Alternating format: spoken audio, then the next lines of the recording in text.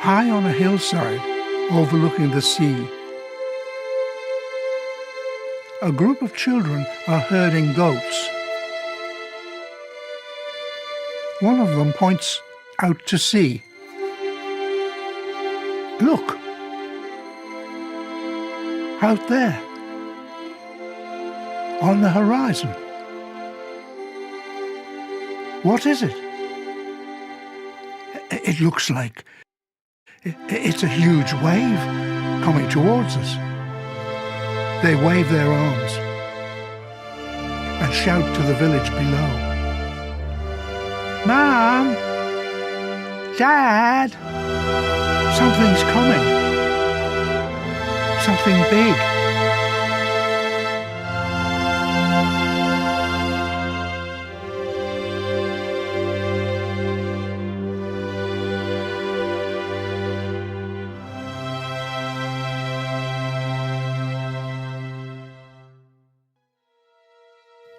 Yes, something big is coming.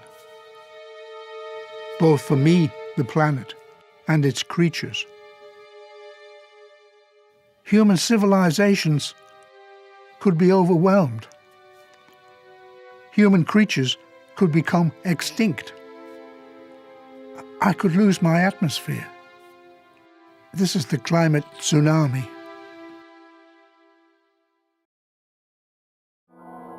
I've always had a problem with the sun. It's huge and very hot, and a lot of what comes from it is extremely toxic. But a partnership of sun and sea generated a miracle. In the oceans, new versions of life emerged. They tamed the sun's radiation and even domesticated it. This life created a thin onion skin of gases and atmosphere. Nitrogen, oxygen, carbon dioxide, water vapor, and methane, held in place by gravity, balanced by life, for life.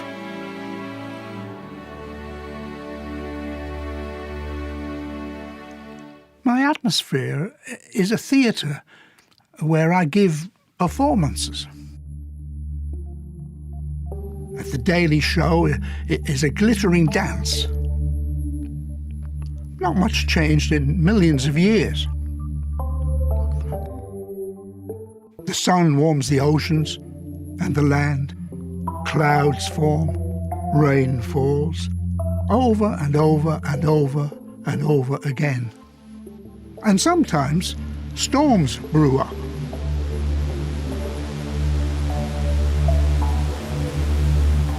Human creatures have made really good drawings of some of my storms. With ice forming high up, then dropping and melting as torrential rain.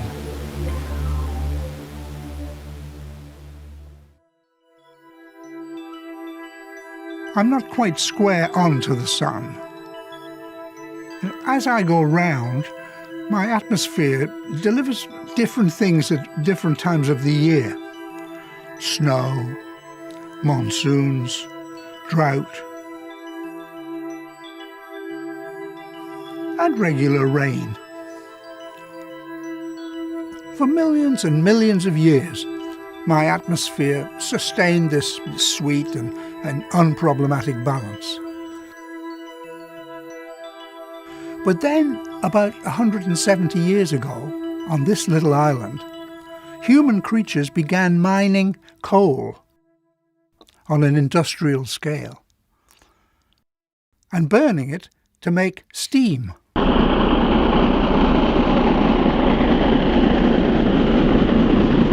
Steam drove machines.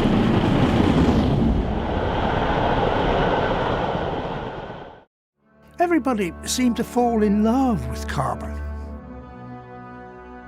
All over the planet, my surface was scraped and torn open to get at coal. was amazing to watch. Human creatures made carbon and burning it the foundation of their civilizations.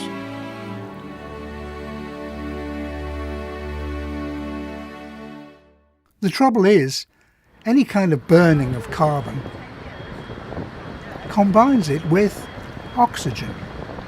Furniture stores, forest fires, wood fires, central heating, traffic,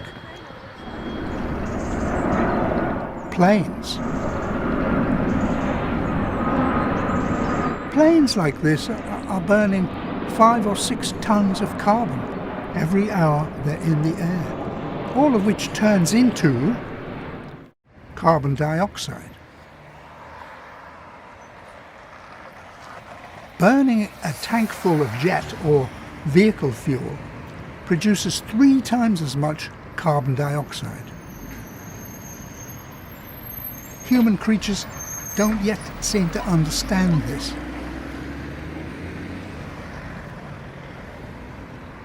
With half of all human creatures living in cities, they've become carbon dioxide factories.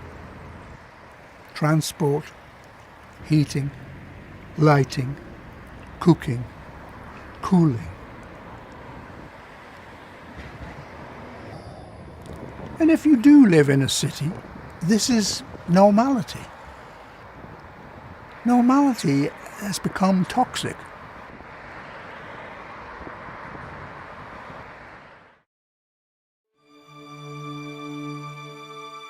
Normality really matters. My jungles and savannas, my insects and birds, my fish in the oceans, and the creatures of the great rivers and forests. This life has always needed the atmospheric sunscreen. It was a normality that life created.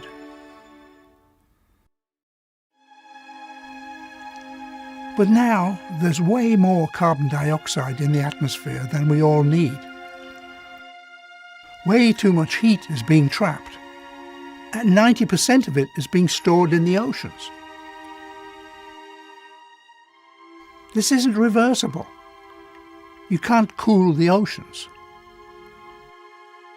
It means bigger, badder, hotter weather everywhere, an oncoming tsunami of potentially catastrophic climate heating. And what would be a matching response to this urgency?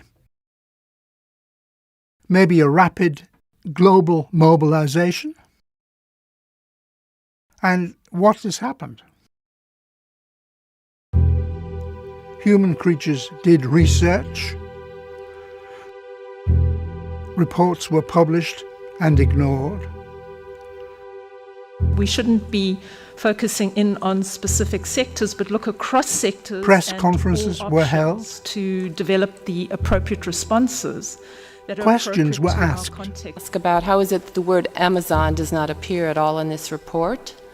Was that a result of Scientists lobbying were by very the reassuring. delegation? We know about the huge challenges of climate change, but I don't think we want to get over a message of despair. We want to get over a message that all actions do make a difference. Politicians and governments had meetings. The savvy activists had their say.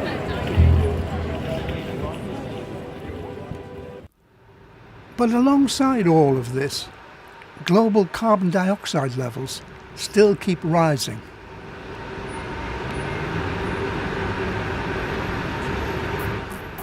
It's business as usual.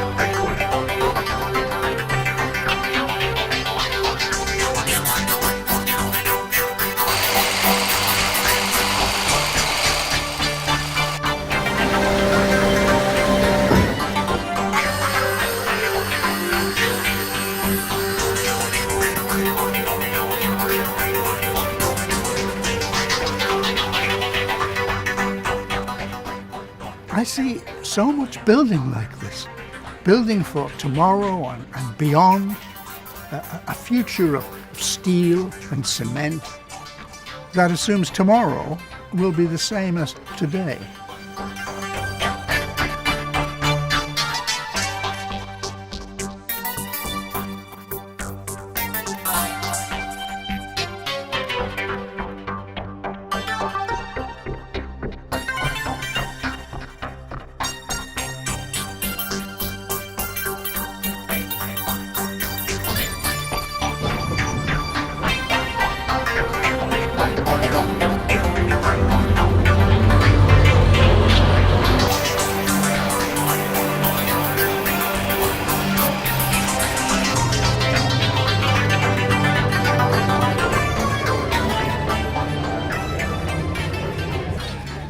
The upside of business, as usual, is that it supports ordinary daily life for billions of people.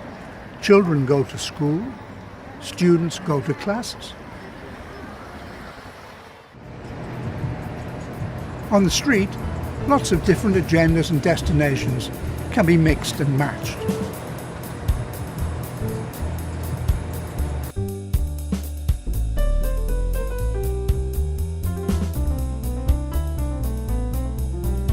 Business as usual does have momentum. I was very slow to grasp that it wasn't just my fossil fuel driving this momentum. There was also a cult, a religion, a god of growth, with priests and devotees and cathedrals, lots of cathedrals. The cult leaders seem to be in love with money. They love markets. Above all, they seem to worship capital and its growth.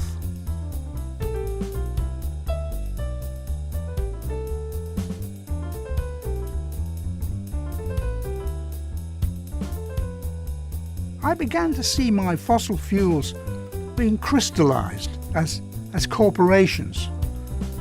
Jobs, careers, wealth and luxury.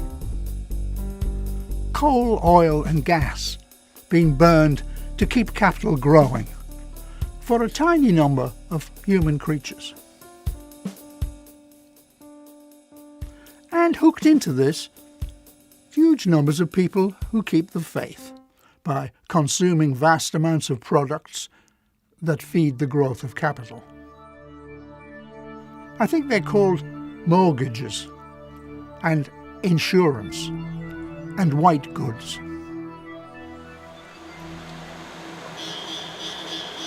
And then there's the metal insects that they ride about in. It's only a few tens of years ago since there were none of them. Then suddenly there are nests of them everywhere. Millions and millions of them. And this is what capital wants. Growth without limits. More of everything. Look at all these planes in the air on one day.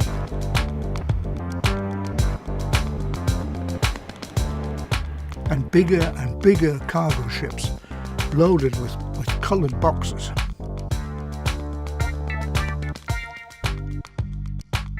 There seem to be twice as many human creatures as there were not long ago.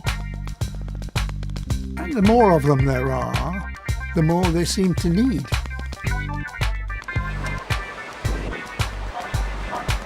And because it can come from anywhere on the planet, it does. On ferries and in trucks.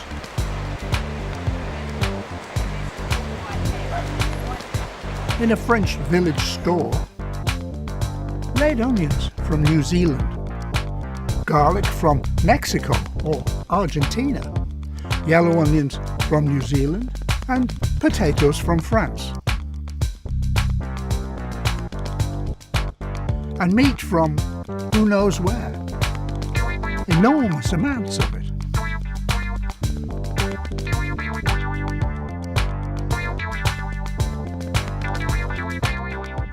But even if the production of food and some necessities doesn't generate much carbon dioxide, the packaging, marketing, shipping and sale of it does. And it's no surprise that growth without limits produces carbon dioxide without limits.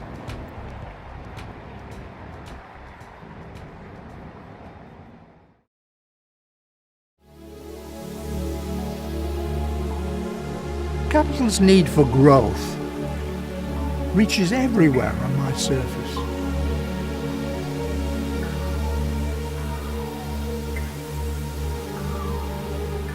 And the land on which ancient forests grow becomes an asset, something to be exploited. Remove the trees, plant a cash crop, grow profit. Produce and sell palm oil.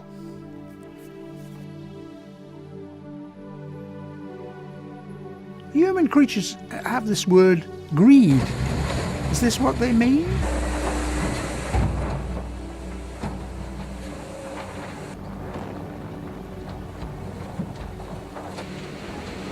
More and more forests cut down for industrial food production. This is business as usual. Huge, complex, running faster and faster to create growth, but gradually becoming more and more crystalline. I've watched a few human creature civilizations collapse, and I see business as usual heading for no business at all.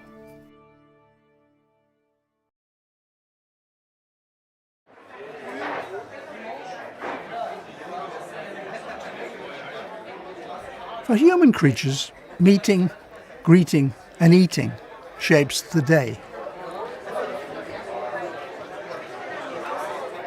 This is innocent enough. It was when this square only served a population who could walk to it.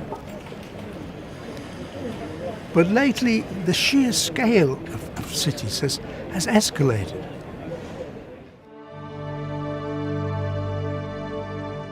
Capital growth, better healthcare, and growing populations come together to make cities the sharp end of the climate tsunami. Half of all human creatures live in cities, and every single thing they do contributes to carbon dioxide emissions.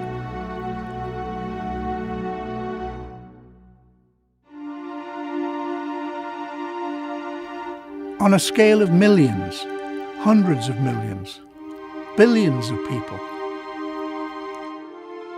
Billions of people with lives to live. Children, families, uncles and aunts, births, weddings and funerals.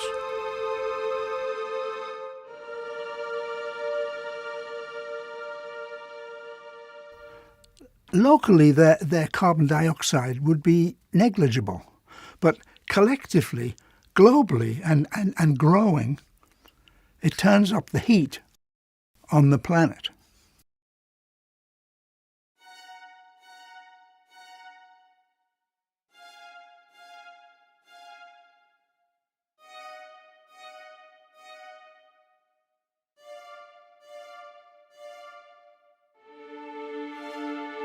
But any consideration of stopping, pausing, let alone reversing global heating, has to include the scale of present commitments. Heating, lighting, work, sewage, education, healthcare, and food production and distribution.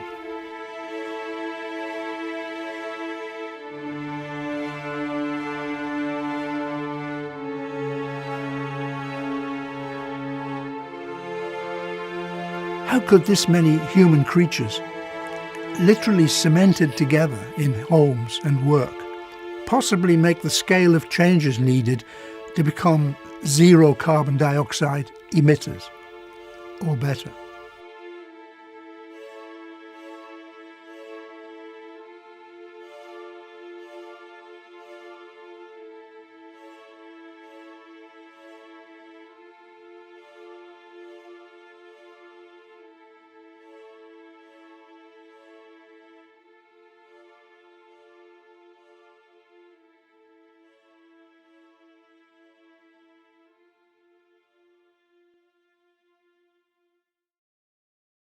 What's emerged for me is that pessimism equals realism.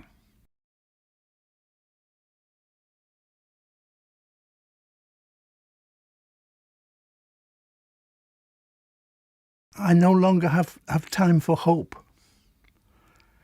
Extinction beckons. And life goes on. Take care of yourself. Take care of those around you. I was going to stop here, but there are a few other things to speak about and show.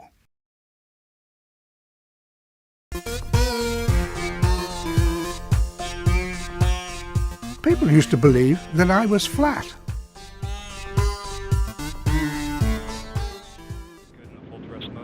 Then, not long ago, there were lots of big fireworks. 25 seconds into flight. Chamber pressures continue to look good on all three boosters. They were sending little metal insects with cameras into the space all around me.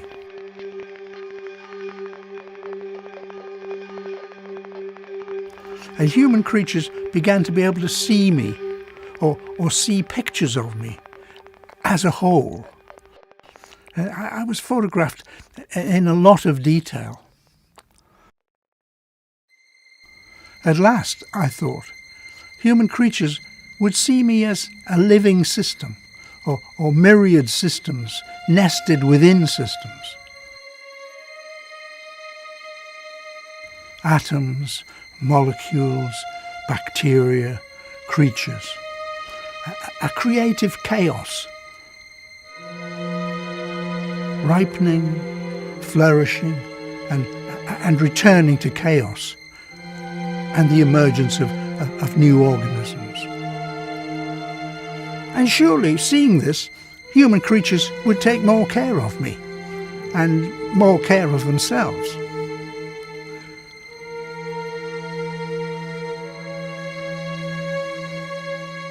But I'd reckoned without crystallization.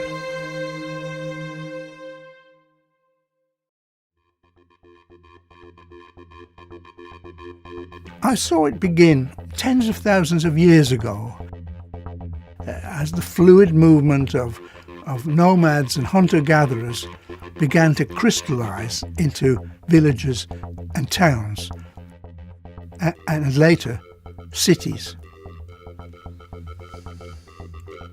Industrialization accelerated this crystallization, and in a tick of planet time, half of human creatures were living in cities. Gigantic cities that are numerical, regimented, mechanized, and synchronized. Human creature crystallization celebrates division and separation into categories: time, packaging, digitization, and the exploitation of other creatures. Consumption, wealth creation, and growth, inflated by capital accumulation, make crystallization more intense.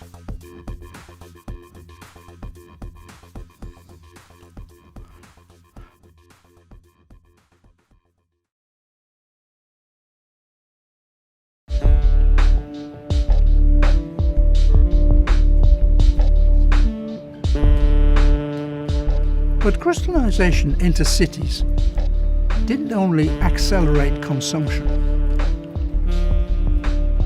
It also shaped human creature identity.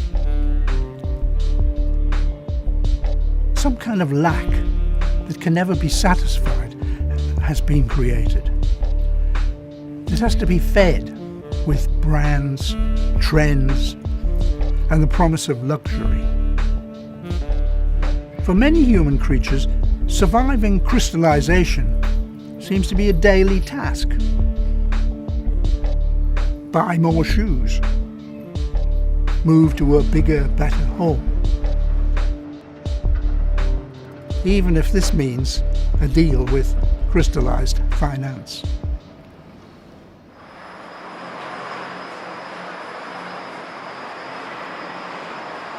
Stock markets, insurance, and capitalism are human creature systems.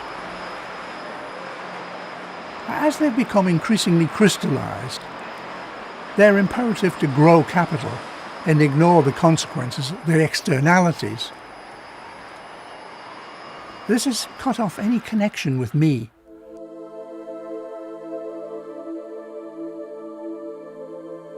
From the crystal palaces of human creature civilization,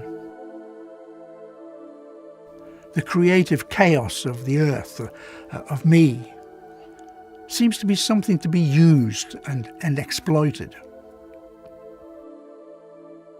But while the crystallization of cities may confine and restrict human creatures, and even imprison them in debt, all human creatures have a continuing connection with the chaos and order of my planetary systems. A body.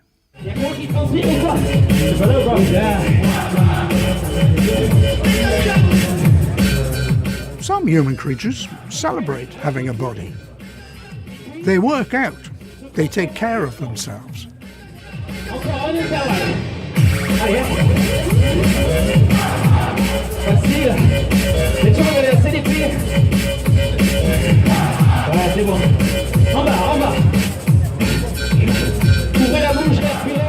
But there's been a long human creature history of bodies as sinful, bodies as an unavoidable inconvenience.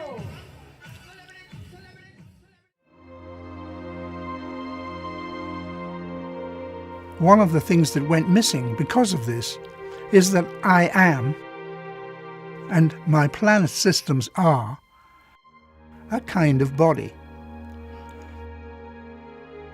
Yes, planet Earth is a kind of body. And I've become an unavoidable inconvenience. I'm sick. I'm running a temperature, a fever.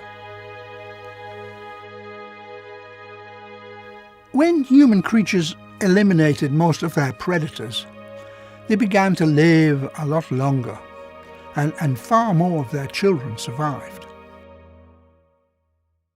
And then human creatures moved from being benign partners with me to a form of infection, a toxic infection. And the toxicity put a carbon dioxide roof around us. Now we all have a fever.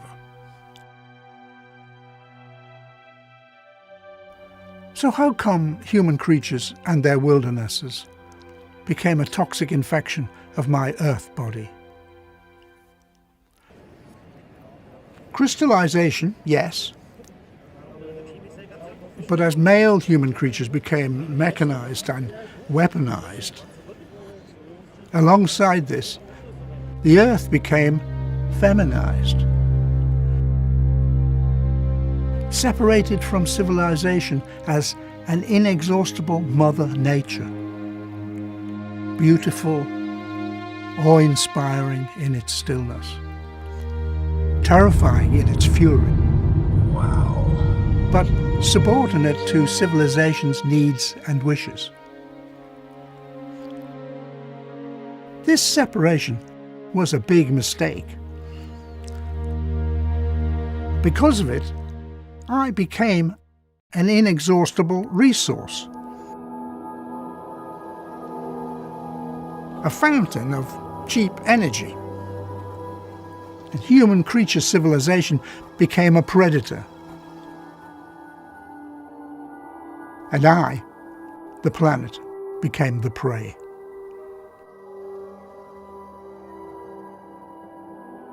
Human creatures don't see it yet, but the prey, my Earth body, has created an autoimmune reaction to the human creature infection. Global heating.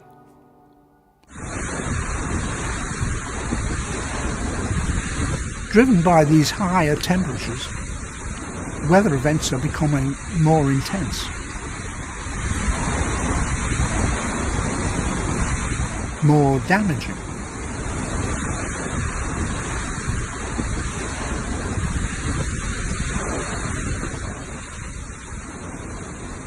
And there's also shocking injustice as communities least responsible for global heating suffer devastation.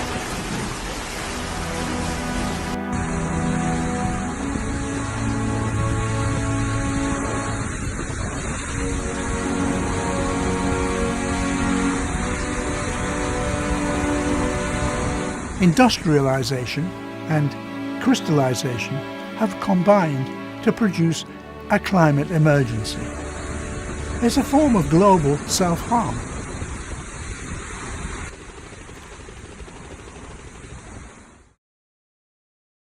And take a look at this, my Earth body, as a minor component in one of the major self-harm systems. They have consistently denied and lied about their role in global heating. They were making videos about it 3 decades ago. Since 1850, the consumption of these fossil fuels has increased 100-fold. Add to this the more recent burning of the tropical forests, and the result has been a marked and accelerating increase in the amount of carbon dioxide in the atmosphere. Region-by-region analysis of world temperature records shows a small but significant warming trend over the century, with a marked increase in the 1980s. Reduced to global averages, it shows a rise of just ½ degree Celsius. This could be due to some natural climatic change, but it does accord with computer models based on the known atmospheric processes and predicted buildup of the greenhouse gases. These models contain many uncertainties, but they forecast that by 2050, global mean temperature could have increased by at least 1.5 degrees, possibly near 4. Intelligent, accurate, and hidden for 30 years behind a wall of denial. The fossil fuel industries try to be seen as friendly, a place to save your smiles. A cheery toyland that puts petrol in your car and plastic in your shopping bag.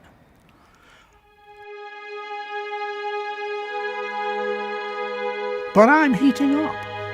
Everybody's heating up. Carbon dioxide is increasing.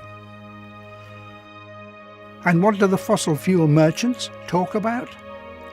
The increasing demand for energy and how to meet it. Doers need energy, and demand for it is expected to grow. So Chevron's finding more homegrown energy more precisely. Digitizing the way we work with advanced data analytics, helping us develop more productive wells. And we're exploring ways to use renewable energy in our operations. Doing more with less. More data and precision to help meet growing demand. That's going to get a lot of likes. Chevron, innovating to meet the energy demands of today and tomorrow. Like other empires before them, the fossil fuel industries are stuck between a rock and a hard place. Their businesses are undermining life on the planet. And what do? Choose to wind down production voluntarily?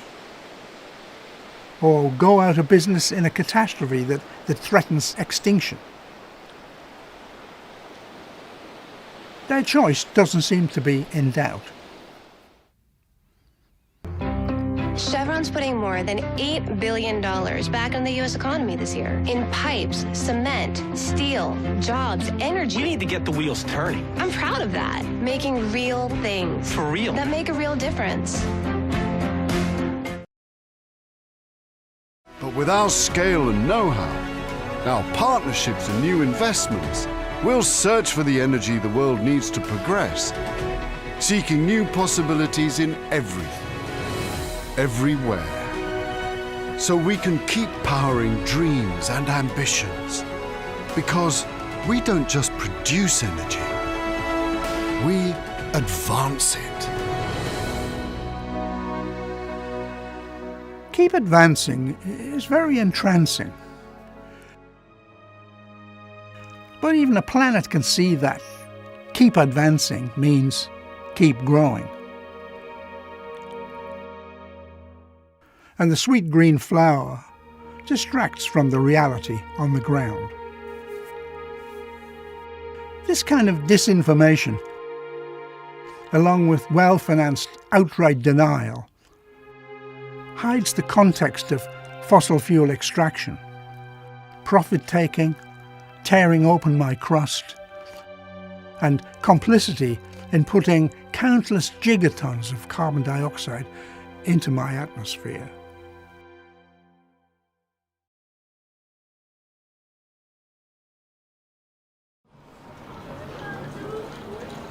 The biblical and actual ascent of human creatures has taken them to planetary dominance. Urban crystallization consolidated this dominance. But the sheer scale and complexity of crystallization brings vulnerability, rigidity, and perhaps most problematically, addiction. The fossil fuel industries function as dealers, supplying users with their daily carbon fix. The vast scale of the dealers' wealth tends to overwhelm states and governments. And the dealers, in turn, are dependent on the even greater wealth and power of the owners of fossil fuel reserves. It's hard to see the fossil fuel dealers and the oil reserve owners letting go of their wealth and power, except via the climate catastrophe that they are co-creating. And similarly, for fossil fuel users, withdrawal from carbon fuel addiction probably means these human creatures winding back their lifestyles 100 years. Lots of human creatures see what they'd lose by that and switch off. States and governments see confronting the climate emergency as political suicide and also switch off.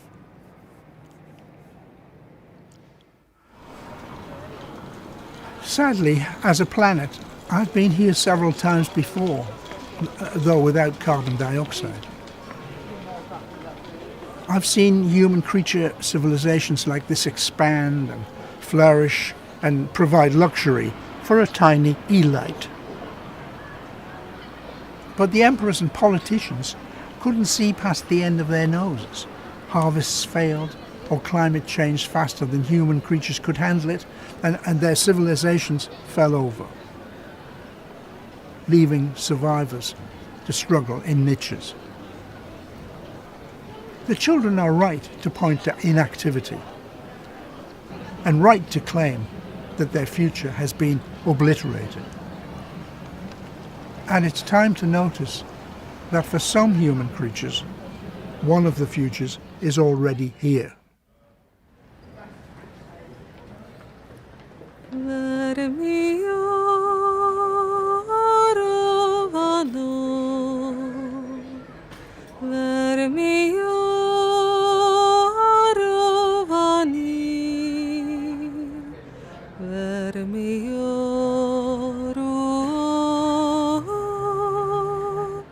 Sad am I without without thee.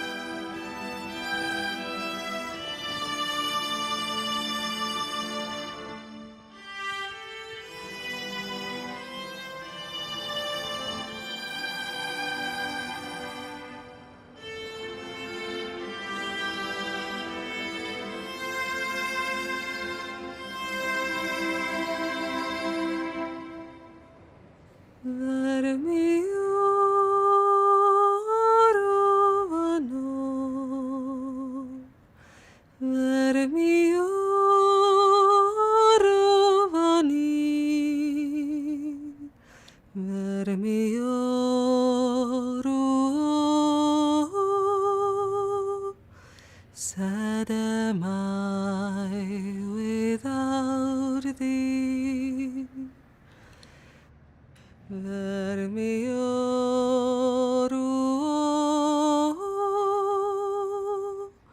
Sad am I without thee.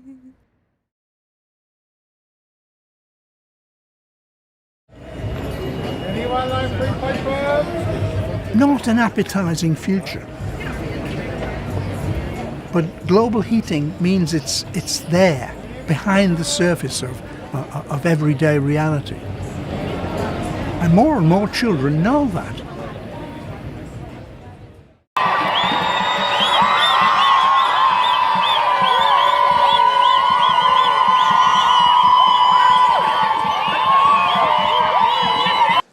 My name is Greta Thunberg. I am 16 years old. I come from Sweden, and I want you to panic. I want you to act as if the house was on fire.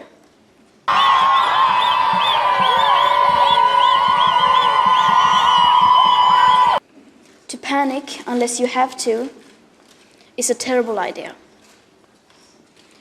But when your house is on fire, and you want to keep your house from burning to the ground, then that does require some level of panic.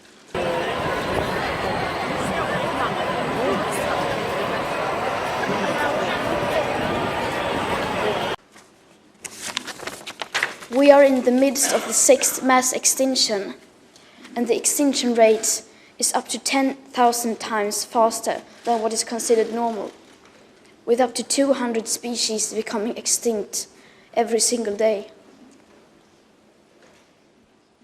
Erosion of fertile topsoil,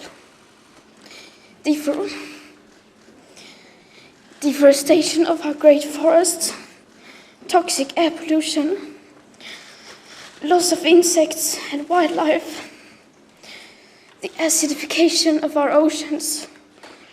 These are all disastrous trends being accelerated by a way of life that we, here in our financially fortunate part of the world, see as our right to simply carry on.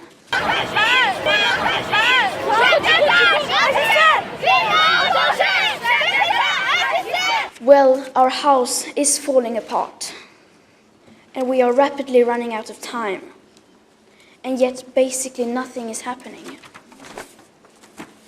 Everyone and everything needs to change, so why waste precious time arguing about what and who needs to change first. Everyone and everything has to change, but the bigger your platform, the bigger your responsibility. The bigger your carbon footprint, the bigger your moral duty.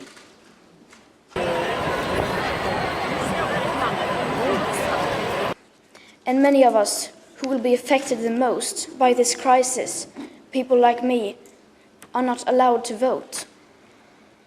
Nor are we in a position to shape the decisions of business, politics, engineering, media, education, or science. Because the time it takes for us to educate ourselves to do that simply does no longer exist.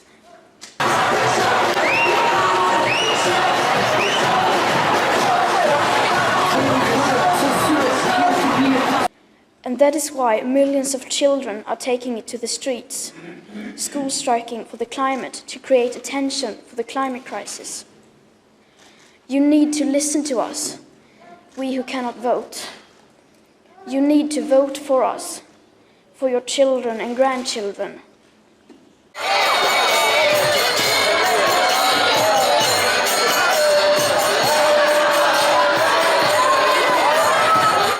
And I have read that some parties do not even want me standing here today because they so desperately do not want to talk about climate breakdown.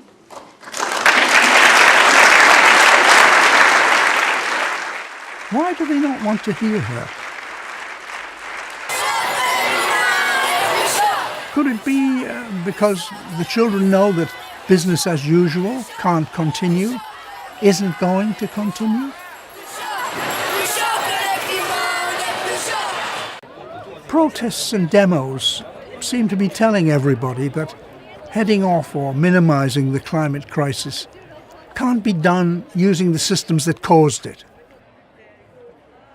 Not only that, but crystallization makes them vulnerable to climate heating and catastrophic collapse.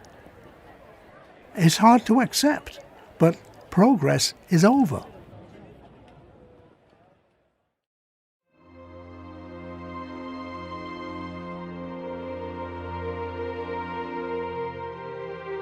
It certainly seems to be time for human creatures to say a rapid goodbye to the golden threads of luxury and wealth, and to replace more and bigger with enough.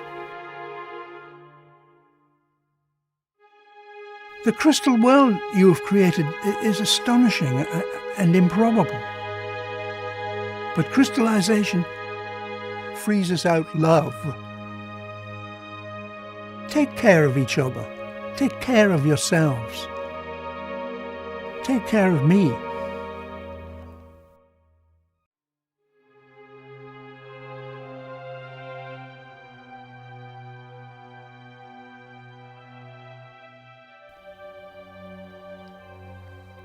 Goodbye for now.